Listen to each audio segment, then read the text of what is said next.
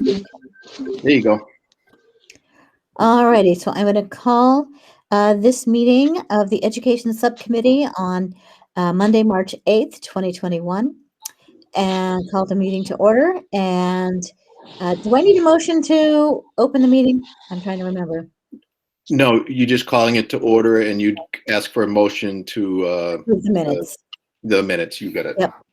Got it. Okay, so do I hear a we have a copy of the minutes. May I hear So a motion? moved. Thank you. Go ahead. Thank you. Do I hear a second? Second. All right, great. So folks want to take a couple minutes and look at the minutes.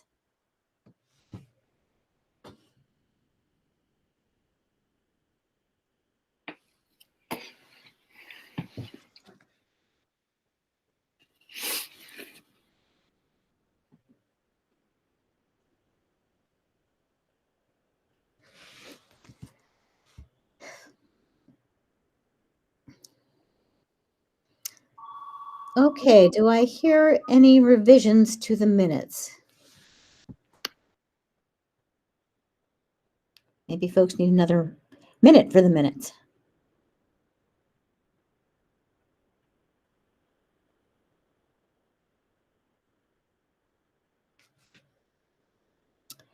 All righty. Any motions to amend? Okay. Hearing none, may I have a motion to approve? So moved. Do I hear a second? Okay, thank you. All right, great. So moving on, all in favor? I guess we have to do a round robin, right?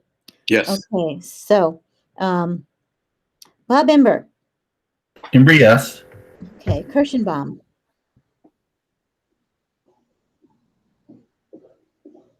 Kirschenbaum, I see you smiling and nodding.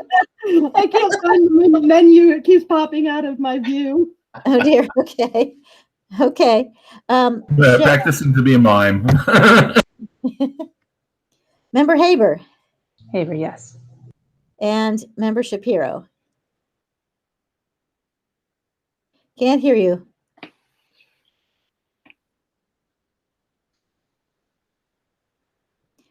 Okay, shaking your head, nodding your head. Thumbs up, maybe. Thumbs up. The chat. You can do the chat.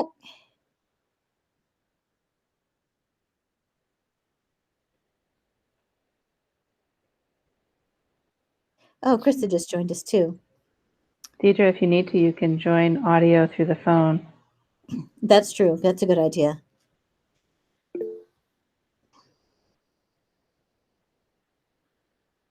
Okay. Okay, you weren't at that meeting. He's Okay. going to abstain. Okay, abstain. Okay, great. And I think that the motion carries. It does. Did you want to vote, Linda, on it? Yes, the chair votes yes. Okay. So I have a quick question. Welcome, Krista. We just voted on the minutes. Oh, good. So we're all set there. So I have a question, though. I noticed that a sort of blank version of the minutes was attached to the agenda. That's what we take our online minutes on. And, oh, okay. All right.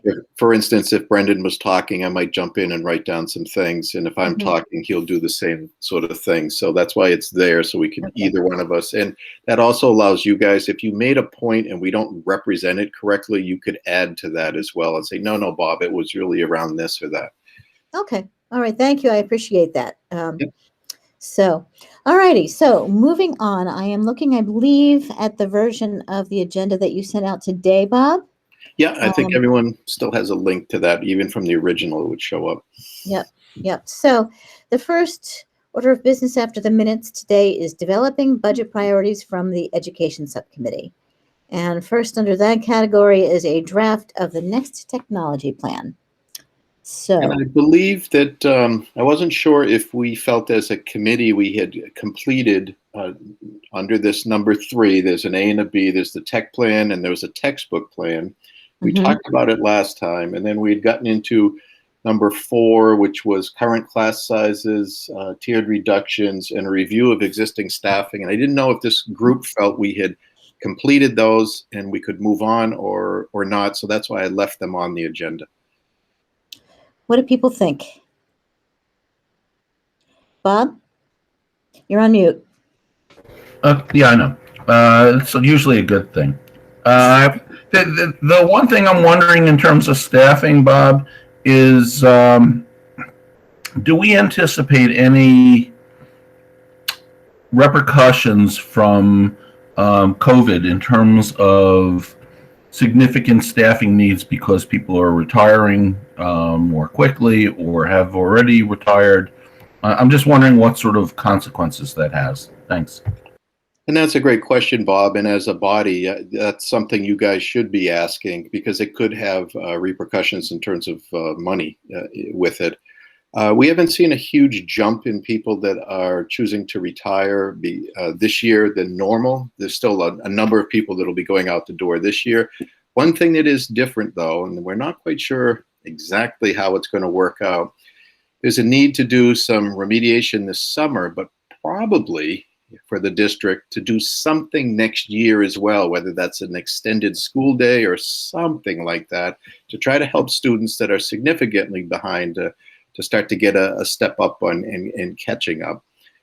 There could be some federal dollars that we can use for that. For instance, the big thing that was just voted, I don't know what to call it, but the 1 point whatever trillion dollar thing does have in it a certain percent of whatever money we get as a district has to go towards summer remediation and extended day remediation. And I think it might be 20% of whatever we get. It's something like that. So that could be a source of money. There is school choice that could help to fund this. There is an undesignated amount in the budget that you guys will be working through tonight that is for staffing, and it's not really designated like, oh, we're getting one of these and two of those. It's sort of undesignated that could be used for this. So that's where we're at right now. So I guess two questions, one that are related. What does the administration see as the greatest needs in terms of staffing dollars? And then secondly, has there been any consideration in terms of the high school, I don't know, for lack of a better word, VOC program and trying to get that kick-started? Bob, you know I'm a huge proponent of that high school program. I think it's past due. I think even it doesn't matter that we kind of have been riding some rough waters. There's still this percentage of the high school population, and I'd say it's greater than 15% of the kids up there, and the current courses just aren't meeting their needs. And unfortunately, the expectations or the how they accept kids into the tech schools now is a little bit higher, and they're accepting kids that they know can pass the MCAS and don't have issues like attendance or behavior in those.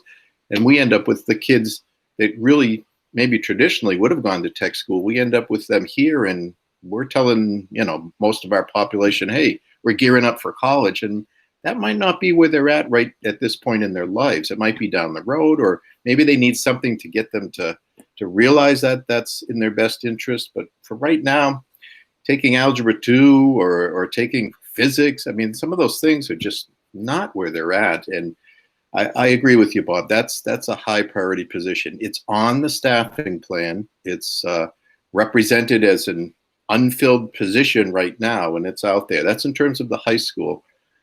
In terms of the other schools, what we're seeing is I think there's a need to have more people involved in the trenches to work with teachers and students around literacy and math. And these could be things that maybe you would consider to be a math coach or a literacy coach, something like that.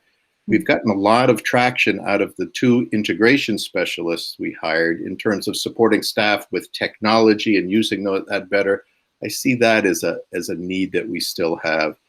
And I'd say lastly, the thing that we kind of wrestle with here, especially with maybe with the administration being down one position in central office, it's everything around professional development and sort of organizing that. And if you add on to that a summer program for students, an extended school year for students, there's kind of a need for someone to run with that and have oversight and be right there in the trenches and solve those problems as they develop. So those are kind of the three big areas. We don't see, even with our surveys out to parents and everything, we're just not getting the feeling that there's going to be all the students coming back that left to go to either private school or to be homeschooled. So class sizes, I don't think, are dominating what we're seeing. There could be some issues, Bob, absolutely, and everybody else. There could be some issues where that pops up. And like maybe I said last time, it would be great if we didn't decide right now, today or tonight, how to spend that new money for new staff, but yet waited to see as we get closer to the year, do we need a grade 5 teacher in this school because the numbers are just too high? Do we need a kindergarten teacher here because there's way more kids came in than what we thought were going to come in? So it's one of those years where the uncertainty about things such as that are kind of a little higher than they've been since I've been here at Wachusett. And Brendan, did you want to say anything about this? Nope, Bob covered what I would have said. Thank you, though. Bob, maybe speaking for Brendan, what I will say is right now we have, we're hiring for 3 counselors for the elementary schools, and these will be a half-time counselor at each school. So essentially every school now will have a counselor. Something like that, if that wasn't on the plate right now that we were hiring, I probably would have changed what I just told you and said that we really need some counseling for the kids in the earlier grades. But knowing that that's there, I did not mention that. And so that's where if somehow we had to reduce those positions or something, that would be a big need suddenly that we would have to fill. So. And is that sufficient enough, or do you really need full-time? Or 3/4, sorry. You probably anticipate my answer. It's a step in the right direction for sure, but we could always use more counselors.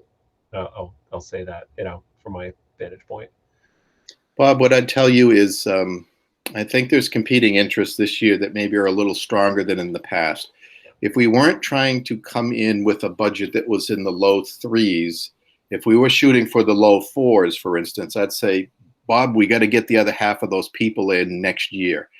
Knowing that this year maybe is an anomaly in terms of what the towns have for available funds and what the school needs, it could be that we need to push that off for a year. But we do need to get full-time counselors in the schools because you and I both know, Bob, it's not just because it's Thursday and the counselors at that school doesn't mean there won't be issues in that school that crop up, So one possible approach is actually to build it into the budget.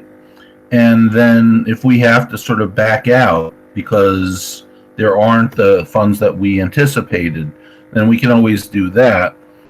I think it may be better to be more proactive and then say, oh, we didn't get the funding, but it looks like the funding is coming this way, and it looks like it'll be substantive and may ease, including funding to the towns themselves for some of their needs. So just a thought.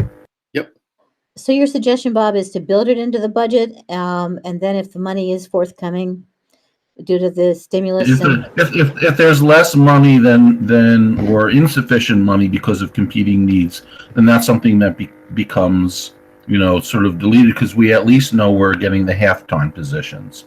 But particularly with sort of the consequences of COVID, it's sort of a good time to sort of step in and say, we really do have these needs, and it has affected our population in significant ways, both parents and students. So, and maybe, I don't know if what we can build in for faculty, but. And just to confirm for everyone, the half-time positions that we're adding this year are in next year's budget, the way it stands right now tonight as they go through it. Okay, thank you. Anything else on that topic?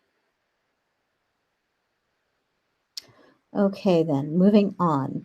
So, what I had actually said was the technology plan, but we ended up on the textbook plan. do you have a draft of a technology plan to present, Bob, or where are we with that? When I talked everyone through last time was the potential changes that we're going to make. We have a committee involved internally here that's writing that plan right now. Okay. And as soon as that's done, yes, Linda, you're correct. I will bring it to this group so you guys will see it before we release it or before anyone else really sees it. Okay, thank you. Thank you. Sure.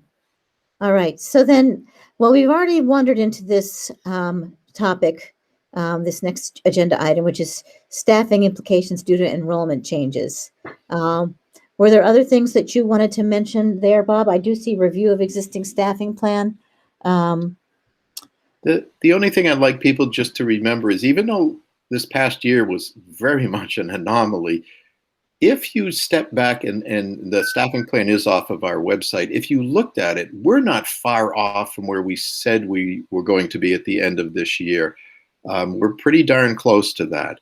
And I think the work we did to analyze what the district needs are, other than positions that were dependent on class sizes, the other positions, we're pretty much right there with what we said we were going to do. And that's good news. I think the work that we put into that staffing plan was valid. Some of the things that maybe have thrown people a little bit is we didn't expect to be losing 5 to 6% of our population in a single year. And that's really what was the outcome from the whole COVID thing. So some of the positions and the growth that was being projected due to housing and that sort of thing, building of houses, we didn't quite see over this past year, and students left to go to the private school, to go to homeschool, and that affected some of the teaching positions we were looking to expand into.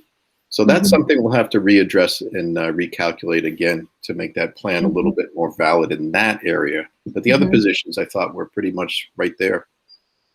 Okay. Any questions or comments about that? Okay, then, moving on to old business.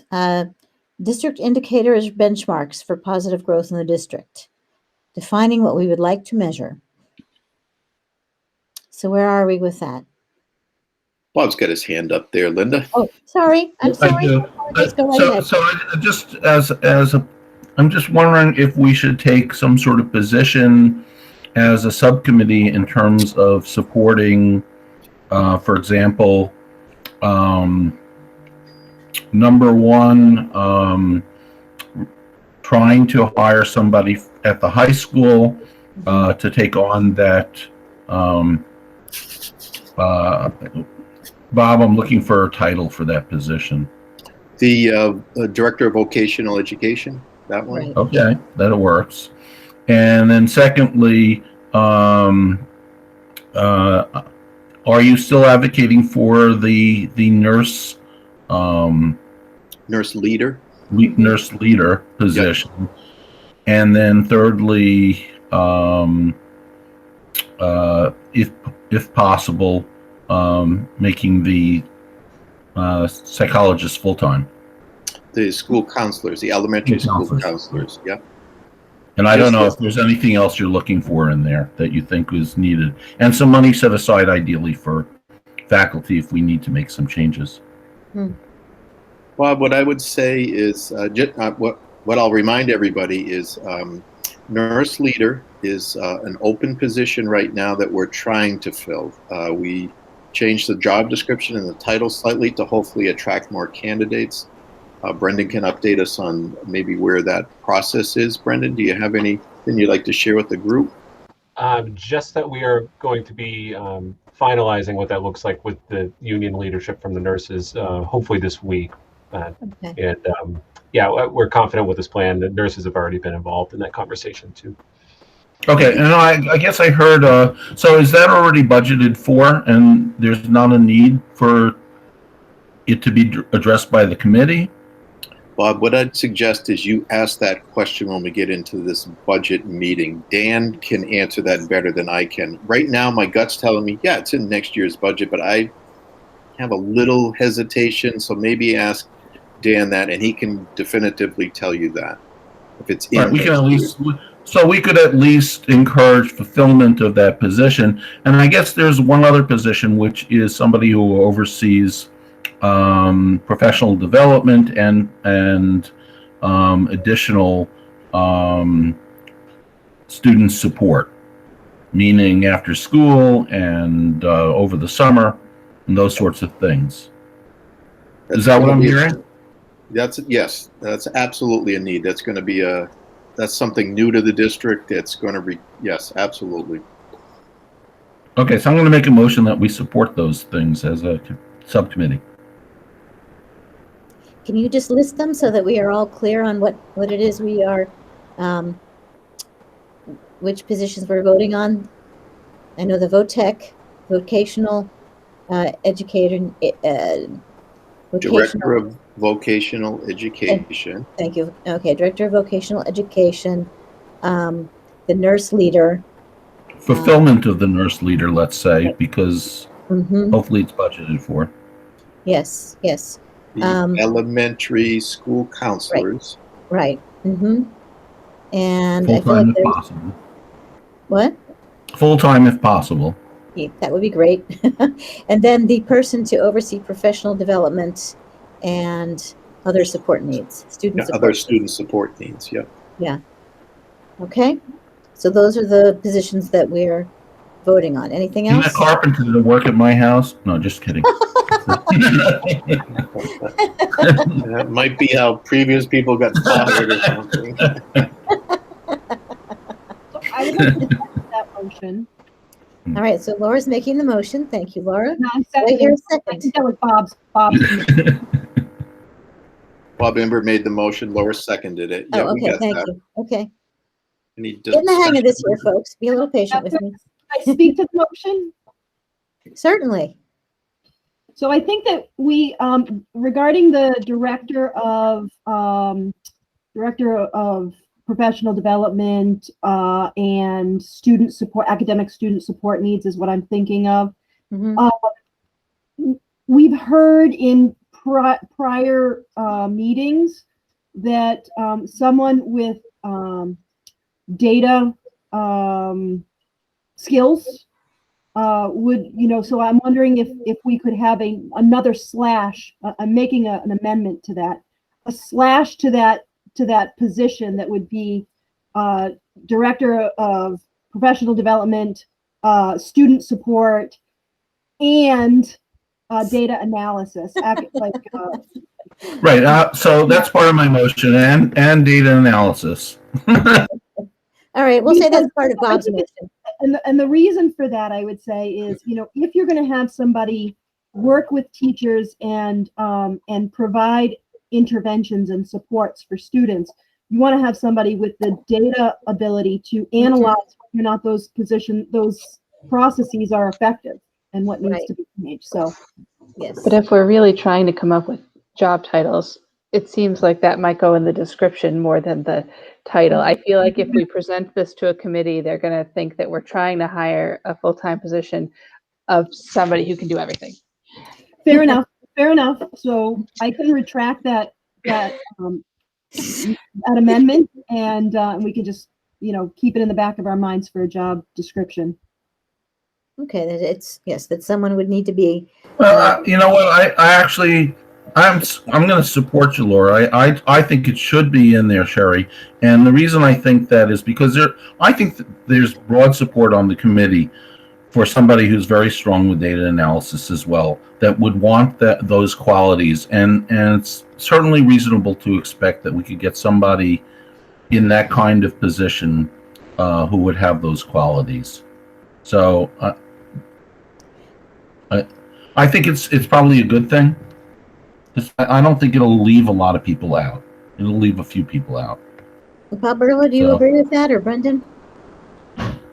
I think we could, to support Sherry here, I think we could brainstorm a title for this maybe at a later point in time, but at least in terms of this motion, we're capturing the flavor by having that be that long title of what you guys really would like to see in that position.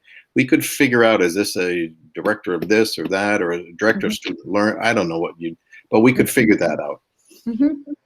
Right. Okay. All right. Okay. So Okay with that, Sherry?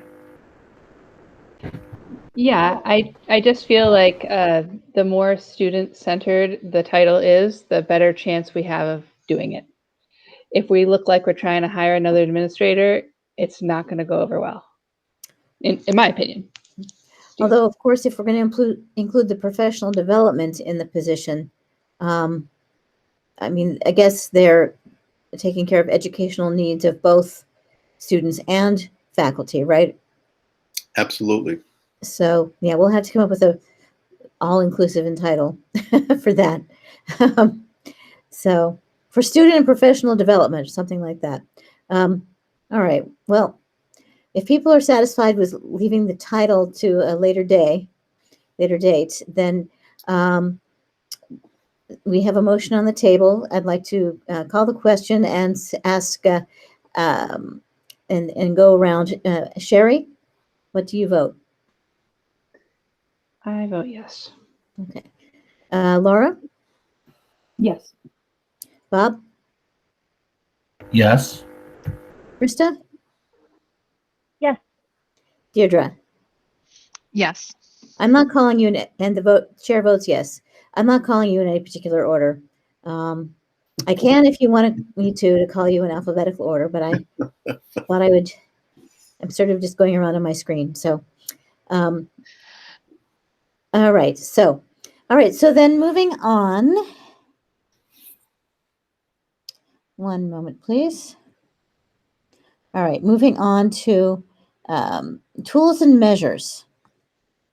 Well, no, I'm sorry. It's my mistake. I took us off from technology.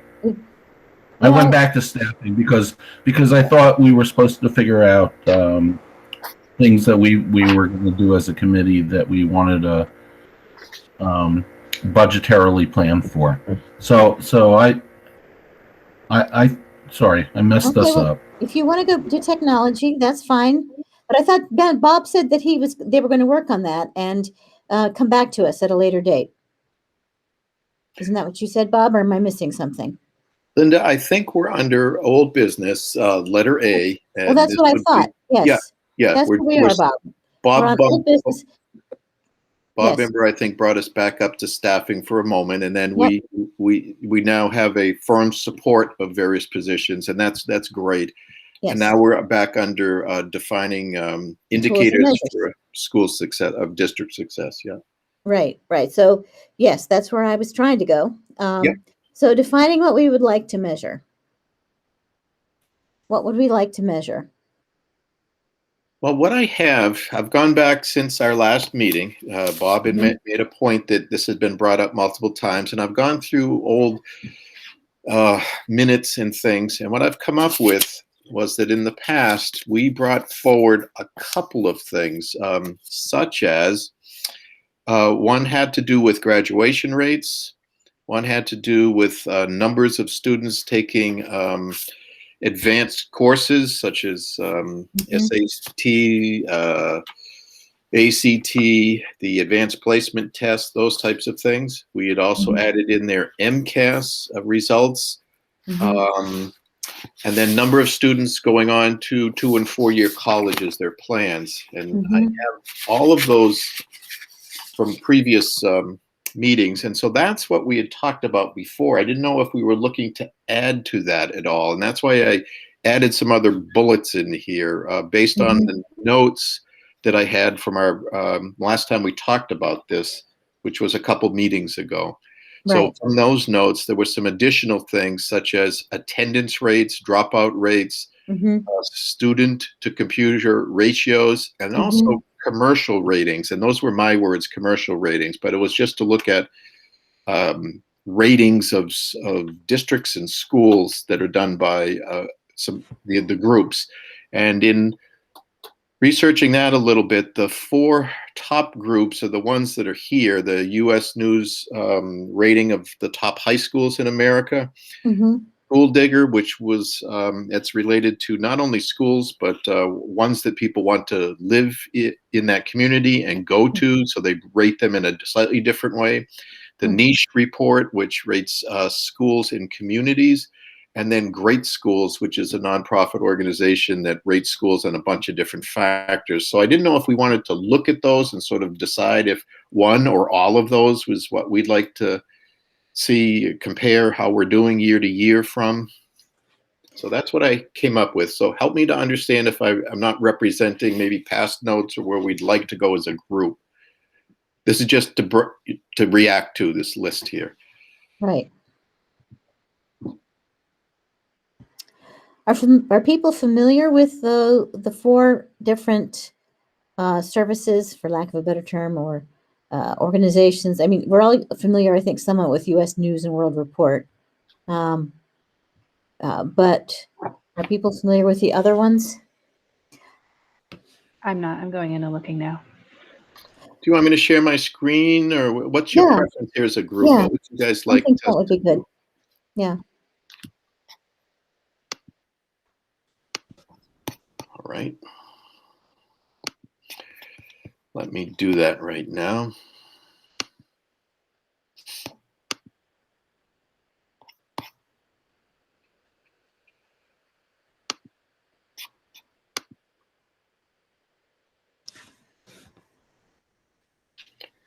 There we go. So this first one is the U.S. News and World Report one. And I chose, in each case, I just got us into Wachusett Regional High School. We could do other ones that are in there. This one, in my past district where I came from, we used to use results from this year to year. And this is dependent on number of kids taking AP courses, the number of APs that are offered, as well as the average score that students get on those. So that does come into play here.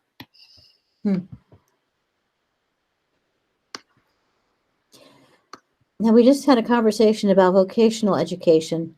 To what extent does U.S. News measure anything to do with vocational education within a high school? Any at all, or? I don't know the answer to that, Linda. Okay. I would have to dig into this a little bit. Okay. I think these are some of the parameters that they use here. And see, there's the AP exam that's in there that's quite heavy. That's one of the parameters.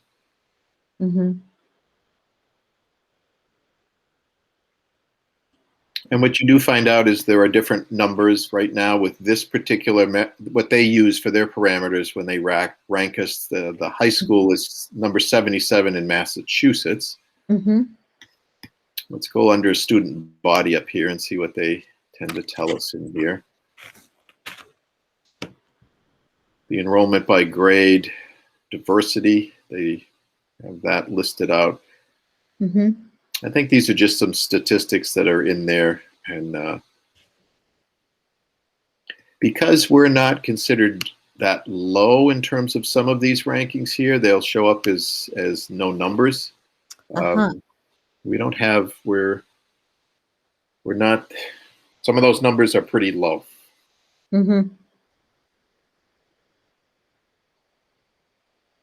The College Readiness Index, this will help to define it right here, this question mark, a little bit. And it has to do a lot with the number of students that take an AP course. They'll show how we do. We essentially are the district because we only have one high school in the district, but how we do versus the state in both math and in literacy reading.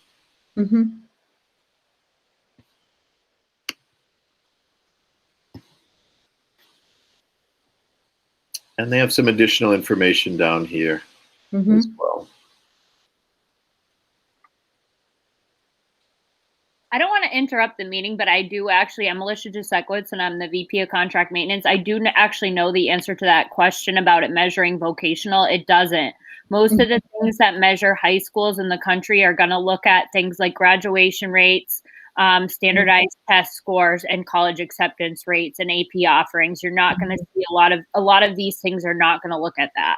Yeah, I'm not surprised to hear that. I sort of expected that, but I just thought that might be something you would have to kind of figure out a way if you did have that data person to actually look at internally. I actually teach a lot of the CP kids, and a lot of my kids are kids that are going to voc programs, and keeping some sort of data internally on how many kids are going to vocational programs, etc. Thank you. That's helpful.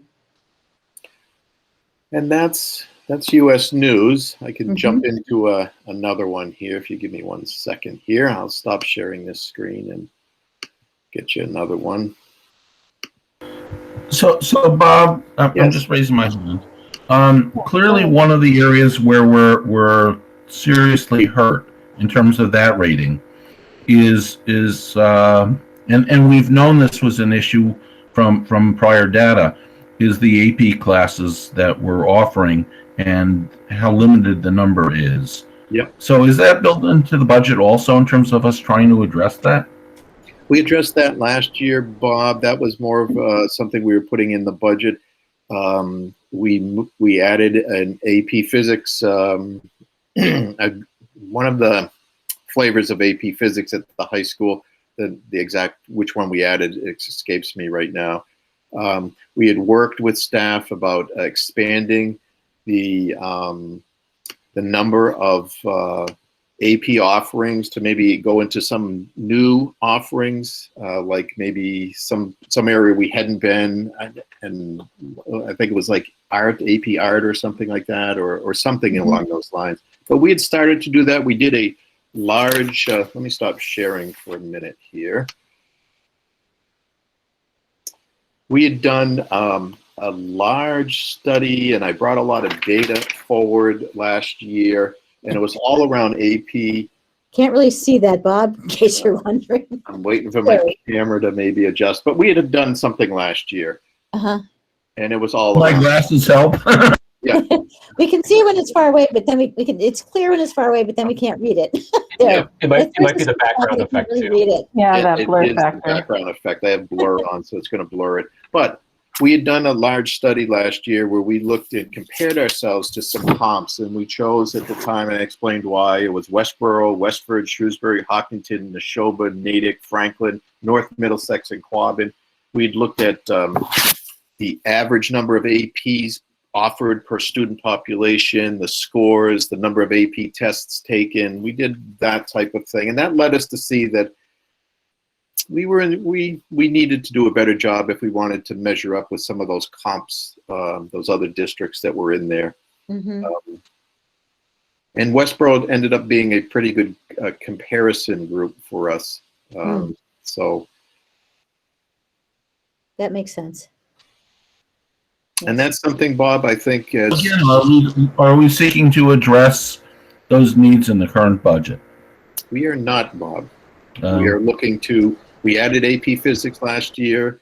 In this budget, there isn't money set aside, and there isn't a push really with teachers right now to add an additional AP offering at the high school. This has been a tough year on everybody. I'll say that. It's been tough on everybody, and I think people just are trying to get to the end of this year, and then we can sort of catch our breath and roll up, tighten our belts, and get going on next year. I think that's kind of the way everyone's feeling.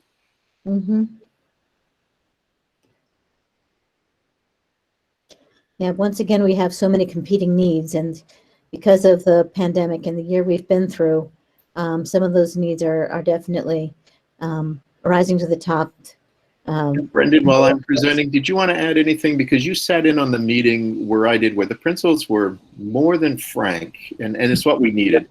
They opened up and were pretty straightforward with us in terms of where they thought their staff were. And it wasn't just the high school. That's what we're talking about here with advanced placement or AP courses. It was teachers across the district. So, Brendan, maybe I'm doing this. Yeah, it was a really good reality check. And I'm glad that we have that kind of relationship with principals where they can just be totally honest, and there's not that chasm between principals and central office. It was really good. I mean, what they're doing is triaging education. So they are focusing on what is most crucial now and making it work, and making it work really well. So it's interesting, like thinking about the budget uncertainty and then the rising need. That's a tough combination. So it requires that kind of triaging. Our principals are really holding down the fort in their buildings in a great way. But it's prioritizing, and this year it's going to be difficult to grow in some of the ways that we had hoped in the past. We're trying to maintain, and I think that's what their message was. They're doing a really good job too, I have to say. I mean, my thought would be that there are going to be a fair number of remedial needs, catching kids up kinds of needs this year. There are, Linda. I don't think it means we don't continue to have some conversations with teachers about where we want to continue to grow, though. But you're right. There's going to be more work in that area than maybe we've had in any past year because of what's happened over the last year. Good point. Could I add to that comment Yes. for just a moment? So, I appreciate the comment and the concern that we have some students who are going to have deficits moving forward, and we need to be able to respond and react to those deficits, no doubt about it. But I've also heard a real concern from parents who are concerned that their higher functioning students have also missed out on opportunities. And I'm wondering if we can, without necessarily impacting the budget, without necessarily adding more AP classes, can we bolster some of our AP prep for those students so that they become a little bit more prepared to make up for that gap and make up for that lost opportunity that they may have missed out on this last year, as a way of also meeting needs, right? We're meeting deficit needs. There's a higher end need, not necessarily on the lower end. And I would hate for us to disregard that. It's a valid point, Laura. I made a note off to the side. But just to maybe give people a little bit of a flavor here, when I was saying that we were working with our high school staff to increase the offerings, I don't think we're that far behind. So I mentioned Westboro was a good comp for us. Hopkinton and Westford was sort of leading the pack.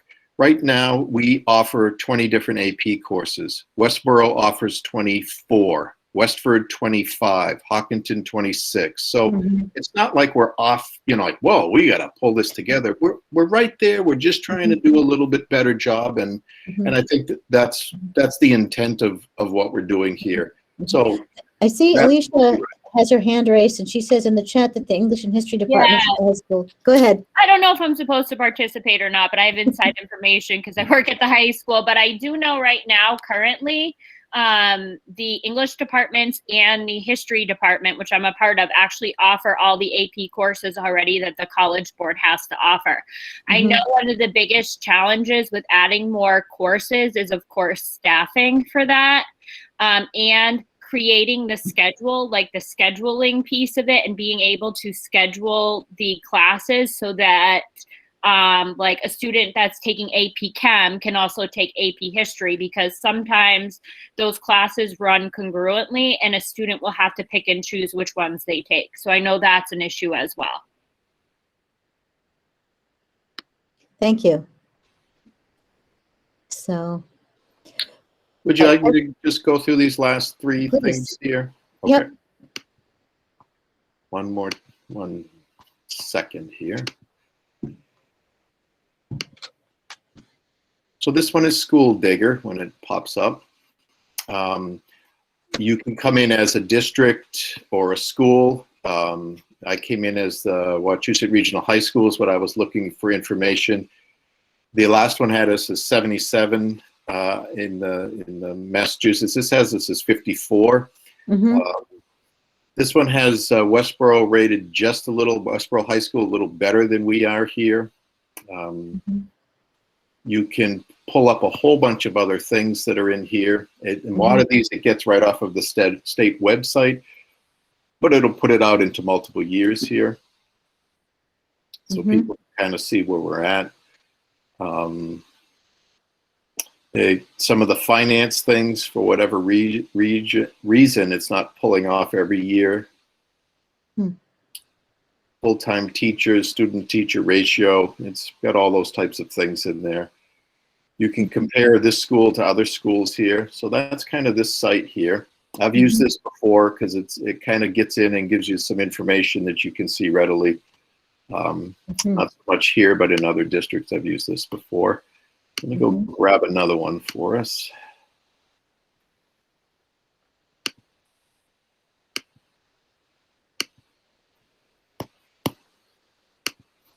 One second, and I'll present it here for us.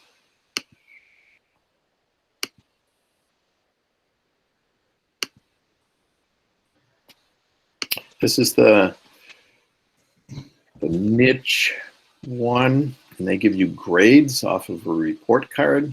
And it's rating us as a minus here, with our lowest grade being around diversity.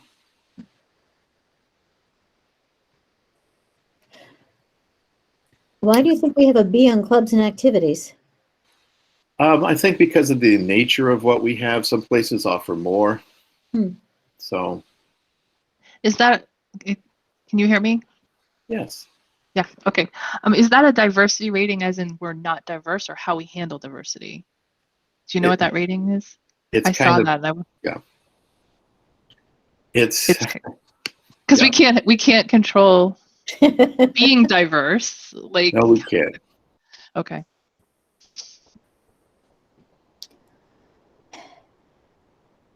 So it's something of both, actually. It's both the. It's a little bit of both. You're right. Yeah. Interesting. And so this has what the other surveys maybe don't have as much of. If I was a parent or a student, I could share my thoughts about the high school, even if I'm a student now or a former student. And it sort of takes a lot of those things. Some of these are opinions that are in there. I'm a little bit familiar with this website. And this is something that is helpful. It tells you schools like Wachusett Regional that have sort of scored and maybe that are kind of what they consider to be comps on their end. And what their scores are. And then there's some reviews that come in from different things. And you can read those. Sometimes it's surprising how few reviews they base sort of rankings on, but anyways. But so that's this one here. And let me go get the last one so we can squeeze that one in before we go to the full. What was the last one? What was that called? Last one. This one was the niche report. It's the number 3 on the agenda that I shared with you guys. And this one that I'm going to do in a second here is greatschools.org. One second, here it comes.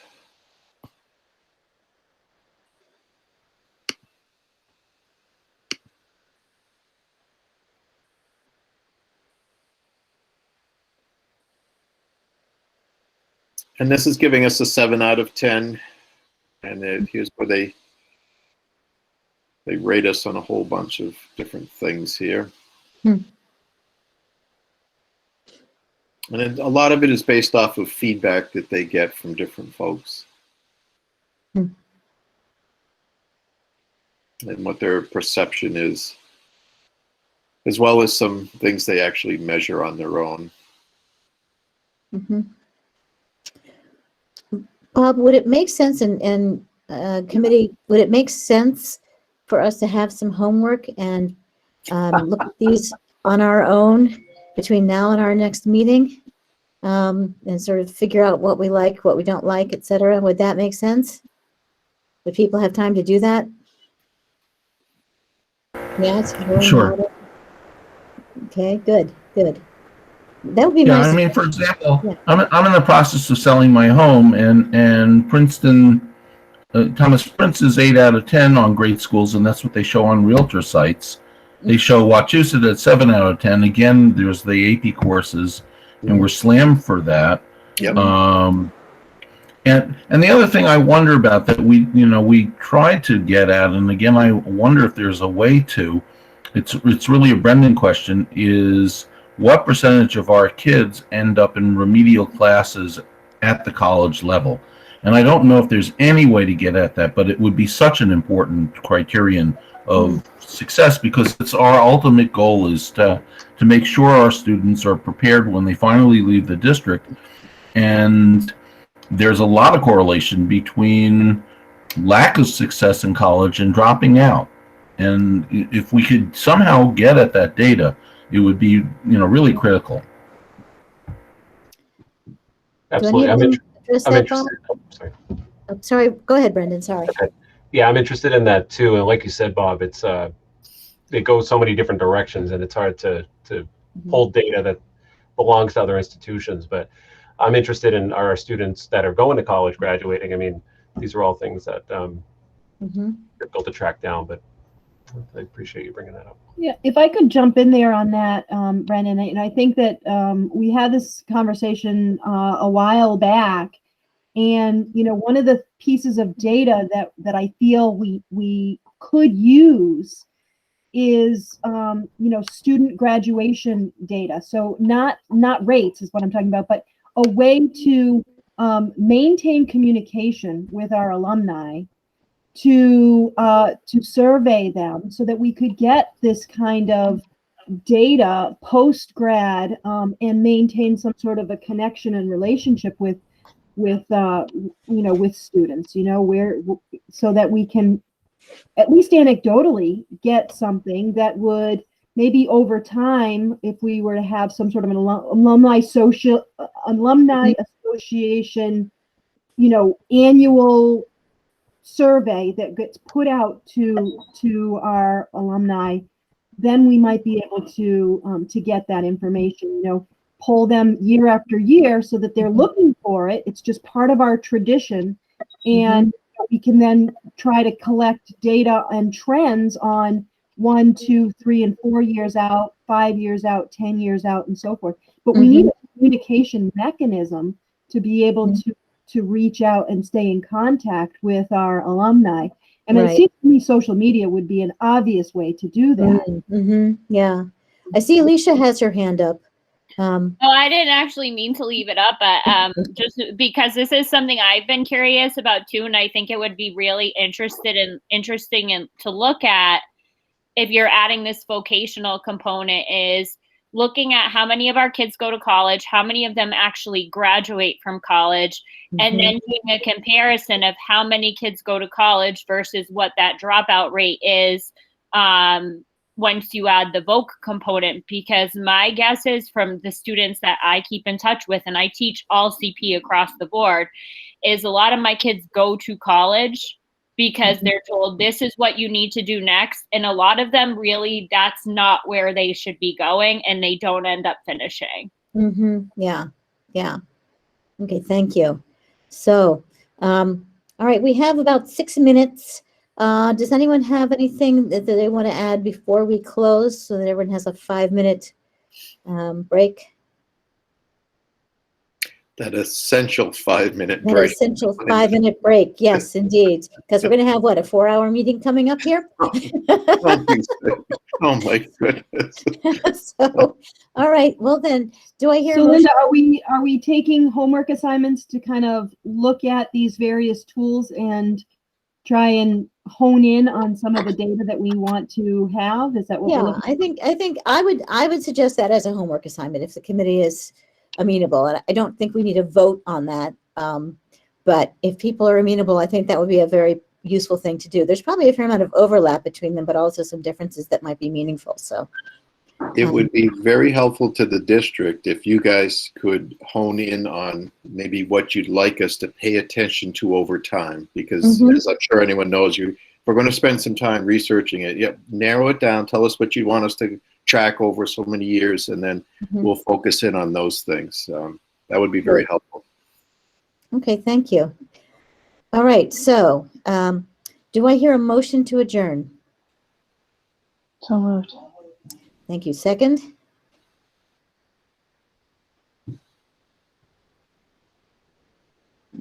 Oh, I'll second. Is that what- Okay, great. Thank you. All right, I am going to do this alphabetically. Let's see if I get it right. Okay, so Member Bennett. Yes. Member Haber, Yes. Member Imber, Yes. Member Kirschenbaum, Kirschenbaum, yes. Member Shapiro. Shapiro, yes. All right, and the chair votes yes. All right, thank you, everybody. I appreciate your forbearance, and we'll see you in the main meeting.